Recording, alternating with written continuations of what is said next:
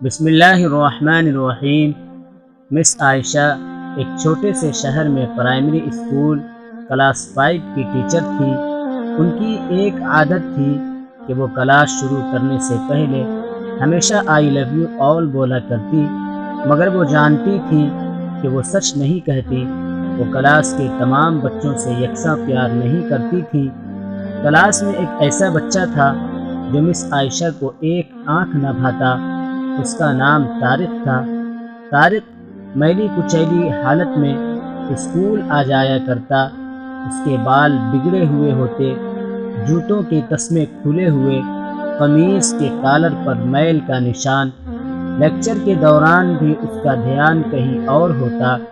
مس عائشہ کے ڈانٹنے پر وہ چونک کر انہیں دیکھنے تو لگ جاتا، مگر اس کی خالی خولی نظروں سے انہیں صاف پتہ لگتا رہتا کہ طارق جسمانی طور پر کلاس میں موجود ہونے کے باوجود بھی دماغی طور پر غائب ہے۔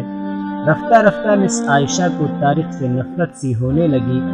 کلاس میں داخل ہوتے ہی طارق مس عائشہ کی سخت تنقید کا نشانہ بننے لگتا۔ ہر بری مثال طارق کے نام سے منسوب کی جاتی۔ بچے اس پر کھلکھلا کر ہنستے اور مس عائشہ اس کی تذلیل کر کے تسکین حاصل کرتی۔ طارق نے البتہ کسی بات کا کبھی کوئی جواب نہیں دیا تھا۔ مس عائشہ کو وہ ایک بے جان پتھر کی طرح لگتا، جس کے اندر احساس نام کی کوئی چیز نہیں تھی۔ ہر ڈانٹ، طنز اور سزا کے جواب میں وہ بس اپنی جذبات سے عاری نظروں سے انہیں دیکھا کرتا اور سر جھکا لیا کرتا۔ مس عائشہ کو اب اس سے شدید چڑ ہو چکی تھی۔ پہلا سیمسٹر ختم ہوا اور رپورٹیں بنانے کا مرحلہ آیا تو مس عائشہ نے طارق کے پروگریس رپورٹ میں اس کی تمام برائیاں لکھ ماری۔ پروگریس رپورٹ والدین کو دکھانے سے پہلے ہیڈ ماسٹر کے پاس جایا کرتی تھی۔ انہوں نے جب طارق کی رپورٹ دیکھی تو مس عائشہ کو بلایا۔ مس عائشہ، پروگریس رپورٹ میں کچھ تو پروگریس بھی نظر آنی چاہیے۔ آپ نے تو جو کچھ لکھا ہے اس سے طارق کے والدین اس سے بالکل ہی نا امید ہو جائیں گے۔ میں معذرت خواہ ہوں، مگر طارق ایک بالکل ہی بدتمیز اور نکما بچہ ہے۔ مجھے نہیں لگتا کہ میں اس کی پروگریس کے بارے میں کچھ لکھ سکتی ہوں۔ مس عائشہ نفرت انگیز لہجے میں بول کر وہاں سے اٹھ آئیں۔ ہیڈ ماسٹر نے ایک عجیب حرکت کی۔ انہوں نے چپراسی کے ہاتھ مس عائشہ کی ڈیسک پر طارق کی گزشتہ سالوں کی پروگریس رپورٹس رکھوا دی۔ اگلے دن مس عائشہ کلاس میں داخل ہوئیں تو رپورٹس پر نظر پڑی۔ الٹ پلٹ کر دیکھا تو پتہ لگا کہ یہ طارق کی رپورٹس ہیں۔ پچھلی کلاسوں میں بھی اس نے یقیناً یہی گل کھلائے ہوں گے، انہوں نے سوچا، اور کلاس 3 کی رپورٹ کھولی۔ رپورٹ میں ریمارکس پڑھ کر ان کی حیرت کی کوئی انتہا نہ رہی جب انہوں نے دیکھا کہ رپورٹ اس کی تعریفوں سے بھری پڑی ہے۔ طارق جیسا ذہین بچہ میں نے آج تک نہیں دیکھا۔ انتہائی حساس بچہ ہے اور اپنے دوستوں اور ٹیچر سے بے حد لگاؤ رکھتا ہے۔ آخری سیمسٹر میں بھی طارق نے پہلی پوزیشن حاصل کر لی ہے۔ مس عائشہ نے غیر یقینی کی حالت میں کلاس 4 کی رپورٹ کھولی۔ طارق نے اپنی ماں کی بیماری کا بے حد اثر لیا ہے۔ اس کی توجہ پڑھائی سے ہٹ رہی ہے۔ طارق کی ماں کو آخری اسٹیج کا کینسر تشخیص ہوا ہے۔ گھر پر اس کا اور کوئی خیال رکھنے والا نہیں، جس کا گہرا اثر اس کی پڑھائی پر پڑا ہے۔ طارق کی ماں مر چکی ہے اور اس کے ساتھ ہی طارق کی زندگی کی رمق بھی اسے بچانا پڑے گا، اس سے پہلے کہ بہت دیر ہو جائے۔ مس عائشہ پر لرزہ طاری ہو گیا۔ کانپتے ہاتھوں سے انہوں نے پروگریس رپورٹ بند کی۔ آنسو ان کی آنکھوں سے ایک کے بعد ایک گرنے لگے۔ اگلے دن جب مس عائشہ کلاس میں داخل ہوئی تو انہوں نے اپنی عادت مستمرہ کے مطابق اپنا روایتی جملہ آئی لو یو آل دہرایا، مگر وہ جانتی تھی کہ وہ آج بھی جھوٹ بول رہی ہیں، کیونکہ اسی کلاس میں بیٹھے ایک بے ترتیب بالوں والے بچے طارق کے لیے جو محبت وہ آج اپنے دل میں محسوس کر رہی تھی، وہ کلاس میں بیٹھے اور کسی بچے کے لیے ہو ہی نہیں سکتی تھی۔ لیکچر کے دوران انہوں نے حسب معمول ایک سوال طارق پر داغا۔ اور ہمیشہ ہی کی طرح طارق نے سر جھکا لیا۔ جب کچھ دیر تک مس عائشہ کی طرف سے کوئی ڈانٹ پھٹکار اور ہم جماعت ساتھیوں کی جانب سے ہنسی کی آواز اس کے کانوں میں نہ پڑی تو اس نے اچنبھے میں سر اٹھا کر ان کی طرف دیکھا۔ خلافت توقع ان کے ماتھے پر آج بل نہ تھے، وہ مسکرا رہی تھی۔ انہوں نے طارق کو اپنے پاس بلوایا اور اسے سوال کا جواب بتا کر زبردستی دہرانے کے لیے کہا۔ طارق 3-4 دفعہ کے اصرار کے بعد آخر بول ہی پڑا۔ اس کے جواب دیتے ہی مس عائشہ نے نہ صرف خود پرجوش انداز میں تالیاں بجائی بلکہ باقی سب سے بھی بجوائی۔ پھر تو یہ روز کا معمول بن گیا۔ مس عائشہ ہر سوال کا جواب اسے خود بتاتی اور پھر اس کی خوب پذیرائی کرتی۔ ہر اچھی مثال طارق سے منسوب کی جانے لگی۔ رفتہ رفتہ پرانا طارق سکوت کی قبر پھاڑ کر باہر آ گیا۔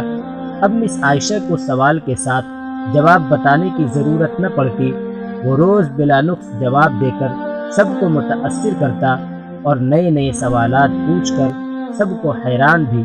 اس کے بال اب کسی حد تک سنورے ہوئے ہوتے، کپڑے بھی کافی حد تک صاف ستھرے ہوتے، جنہیں شاید وہ خود دھونے لگا تھا۔ دیکھتے ہی دیکھتے سال ختم ہو گیا اور طارق نے دوسری پوزیشن حاصل کر لی۔ الوداعی تقریب میں سب بچے مس عائشہ کے لیے خوبصورت تحفے تحائف لے کر آئے اور مس عائشہ کے ٹیبل پر ڈھیر کرنے لگے۔ ان خوبصورتی سے پیک ہوئے تحائف میں ایک پرانے اخبار میں بد سلیقہ طرز پر پیک ہوا ایک تحفہ بھی پڑا تھا۔ بچے اسے دیکھ کر ہنس پڑے۔ کسی کو جاننے میں دیر نہ لگی کہ تحفے کے نام پر یہ چیز طارق لایا ہوگا۔ مس عائشہ نے تحائف کے اس چھوٹے سے پہاڑ میں سے لپک کر اسے نکالا۔ کھول کر دیکھا، اس کے اندر ایک لیڈیز پرفیوم کی آدھی استعمال شدہ شیشی اور ایک ہاتھ میں پہننے والا ایک بوسیدہ سا کڑا تھا جس کے زیادہ تر موتی جھڑ چکے تھے۔ مس عائشہ نے خاموشی کے ساتھ اس پرفیوم کو خود پر چھڑکا اور ہاتھ میں کڑا پہن لیا۔ بچے یہ منظر دیکھ کر حیران رہ گئے، خود طارق بھی۔ آخر طارق سے رہا نہ گیا اور مس عائشہ کے قریب آ کر کھڑا ہو گیا۔ کچھ دیر بعد اس نے اٹک اٹک کر مس عائشہ کو بتایا کہ آج آپ سے بالکل میری ماں جیسی خوشبو آ رہی ہے۔ وقت پر لگا کر اڑنے لگا کہ مہینوں اور مہینے سال میں بدلتے بھلا کہاں دیر لگتی ہے، مگر ہر سال کے اختتام پر مس عائشہ کو طارق کی طرف سے ایک خط باقاعدگی کے ساتھ موصول ہوتا جس میں لکھا ہوتا کہ میں اس سال بہت سارے نئے ٹیچرز سے ملا مگر آپ جیسا کوئی نہیں تھا۔ پھر طارق کا اسکول ختم ہو گیا اور خطوط کا سلسلہ بھی۔ کئی سال مزید گزرے اور مس عائشہ ریٹائر ہو گئیں۔ ایک دن انہیں اپنے ڈاک میں طارق کا خط ملا جس میں لکھا تھا، اس مہینے کے آخر میں میری شادی ہے اور میں آپ کی موجودگی کے سوا شادی کا نہیں سوچ سکتا۔ ایک اور بات، میں زندگی میں بہت سارے لوگوں سے مل چکا ہوں، آپ جیسا کوئی نہیں ہے، فقط ڈاکٹر طارق۔ ساتھ ہی جہاز کا ریٹرن ٹکٹ بھی لفافے میں موجود تھا۔ مس عائشہ خود کو ہرگز نہ روک سکتی تھی۔ انہوں نے اپنے شوہر سے اجازت لی اور وہ دوسرے شہر کے لیے روانہ ہو گئیں۔ عین شادی کے دن جب وہ شادی کی جگہ پہنچی تو تھوڑی لیٹ ہو چکی تھی۔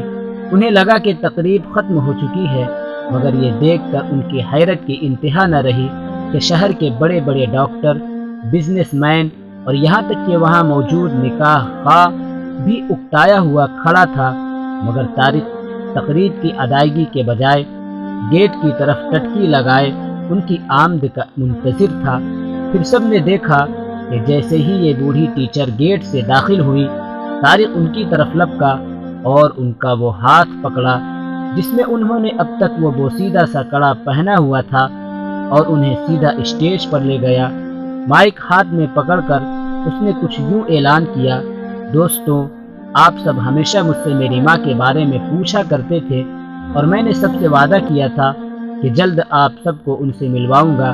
یہ میری ماں ہے۔ عزیز دوستو، اس خوبصورت کہانی کو صرف استاد اور شاگرد کے رشتے سے منسوب کر کے ہی مت سوچیے گا، اپنے آس پاس دیکھیے، طارق جیسے کئی پھول مرجھا رہے ہیں جنہیں آپ کی ذرا سی توجہ، محبت اور شفقت نئی زندگی دے سکتی ہے۔